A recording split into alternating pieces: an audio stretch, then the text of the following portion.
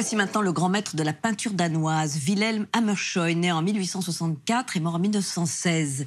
Ses œuvres mystérieuses et poétiques, les portraits de son épouse, ses intérieurs dépouillés en gris et blanc, sont exposés au musée Jacquemart-André et confrontés aux tableaux de ses proches. Chloé Thibault nous parle de cet artiste de la solitude et du silence. Il est le peintre de la solitude, du silence et de la lumière. Le Danois Wilhelm Hammershøi, né en 1864 et mort en 1916, est mis à l'honneur dans une rétrospective fascinante au musée Jacquemart-André à Paris. Il y a quelque chose qui est très perturbant dans ces tableaux où il n'y a rien à voir. Hammershøi est un artiste d'une certaine manière d'avant-garde. Génie atypique dès son plus jeune âge, il entre à 15 ans à l'Académie des Beaux-Arts de Copenhague. S'il peint des portraits, des paysages de ville et de campagne, c'est avec un autre thème, typique de la peinture danoise, qu'il se fait connaître. Le cœur de son œuvre, le cœur de sa création, ce sont ces vues d'intérieur exceptionnelles d'appartements, qui sont souvent d'ailleurs des vues de son appartement, avec ou sans figure, qui sont le portrait en quelque sorte de sa vie intime et de sa vie familiale. Alors que le réalisme prévaut dans la peinture danoise de son époque, Hammershøi s'inscrit dans cette tradition pour mieux en détourner les codes. Hammershøi a une vision totalement géométrique de son espace et il procède par soustraction.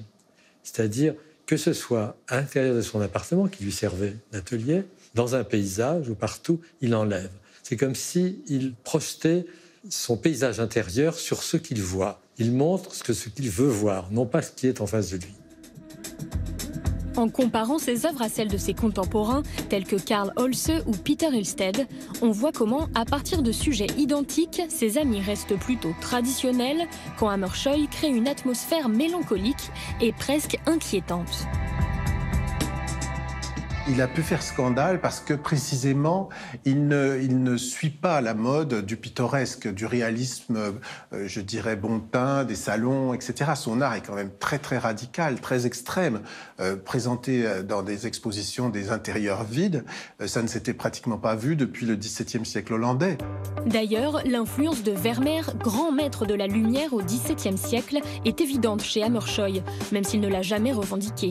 Mais contrairement au peintre baroque, il y a chez lui un véritable rejet du sujet et de la couleur. Hammershøi travaille avec une palette extrêmement restreinte. Donc au début, pour simplifier, on dit que c'est du blanc, du gris et du noir. Évidemment, on s'aperçoit qu'il y a des touches de bleu, qu'il y a des touches de jaune. Et son jeu, c'est vraiment sur les verticales, les horizontales et les rayons de lumière. Et quand ses intérieurs laissent place à un modèle, il s'agit toujours de sa femme, Ida Ilsted, qu'il épouse en 1891 à l'âge de 27 ans.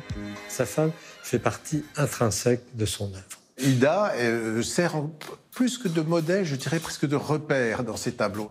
Simplement, il ne veut pas avoir une narration, il ne veut pas avoir de psychologie. C'est pour ça qu'il la met de dos. Drôle d'ambiance chez les Hammershøi. Cette austérité, on la retrouve lorsqu'il traite d'autres thèmes picturaux, notamment les nus. Le plus extraordinaire, ce grand nu en quelque sorte clinique, presque morbide, tellement il est anti-érotique, il est d'une objectivité médicale absolument terrible. Et on sent toujours chez lui, chez cet artiste, cette volonté de désinvestir ces tableaux des aspects humains. Une volonté qui s'accorde bien avec sa personnalité. C'était un être taciturne qui vivait dans un tout petit cercle, il n'aimait pas le monde, c'est absolument certain. Quand il était à Paris, il a refusé de rencontrer beaucoup d'artistes. On a dit qu'il était un des fondateurs de l'école de neurasthénique, ce qui prouve bien que les gens étaient conscients de cela. Il n'était pas comme les autres. Et c'est bien pour ça qu'on l'aime. À l'heure de la profusion d'images et du trop-plein d'actions, Hammershøi, le moderne, nous invite à la méditation. Il y a chez Hammershøi une espèce de recherche de la banalité qui le rapproche des modernes, notamment d'une certaine école américaine des années 30. Ce mystère absolu qui transcende ces tableaux, mais qui aussi en émane, c'est évidemment, on pense tous à Edward Hopper. Son art n'appartient pas tellement à la fin du 19e siècle, en fait. Il pourrait tout autant appartenir à notre époque. Il y a un côté vraiment anachronique dans sa peinture. Quelque part, je dirais que Hammershøi se situe entre les symbolistes et Malevich ou Mondrian, vous voyez. Il reste réaliste, mais il est parfois presque cubiste et presque abstrait.